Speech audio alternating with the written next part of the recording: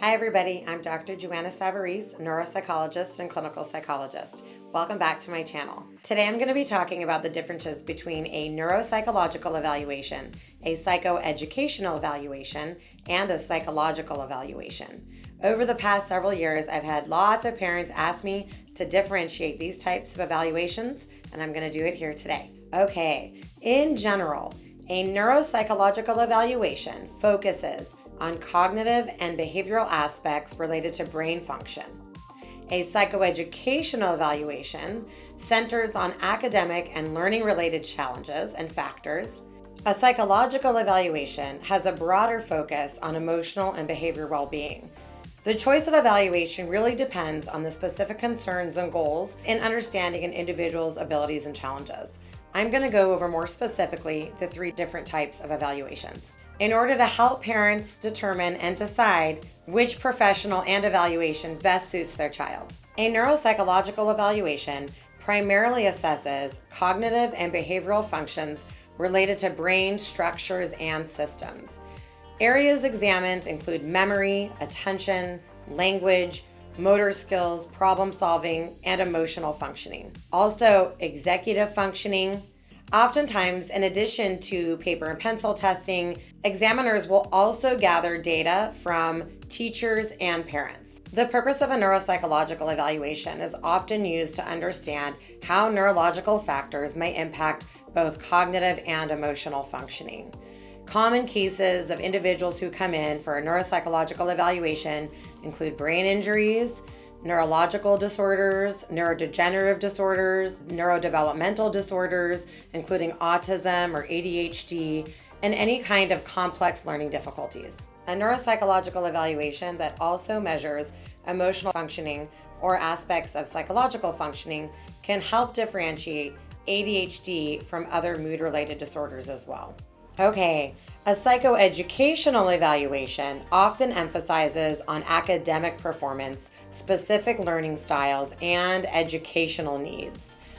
Different areas that are examined in a psychoeducational evaluation oftentimes include intellectual functioning, academic achievement, learning disabilities, and socio-emotional factors that could also impact learning.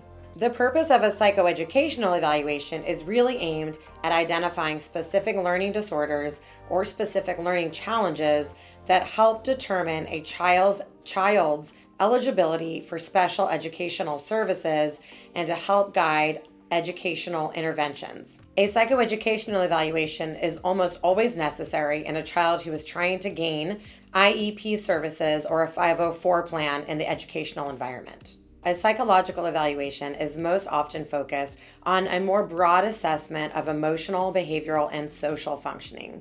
Areas examined in a psychological evaluation often include emotional well-being, personality, social functioning, and mental health concerns. Oftentimes you hear of measures being used that assess psychological disorders or personality disorders or psychological constructs. The purpose of a psychological evaluation is used to diagnose and treat various psychological conditions. It helps provide insights into emotional challenges, and it also is utilized for the therapist and guiding them with therapeutic interventions.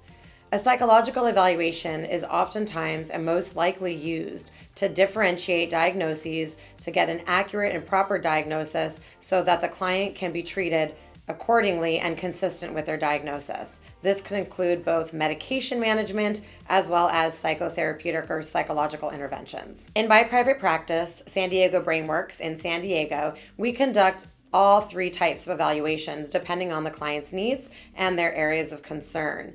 Included also in all of these evaluations typically is an intake where we gather background information and history, health concerns, health history, medical history, developmental history, substance use history, and so on and so forth.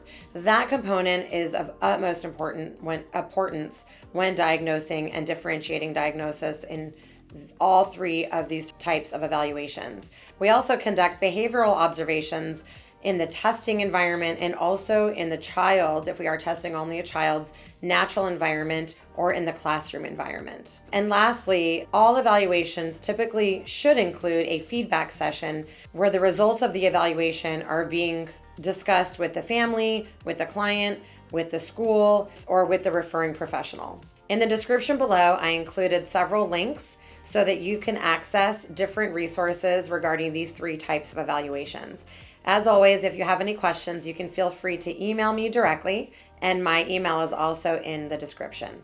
I hope this video has brought some level of clarification. Thank you for listening to my video. If you have any topic of interest that you'd like me to share or discuss in my next video, please let me know. Feel free to leave that in the comments.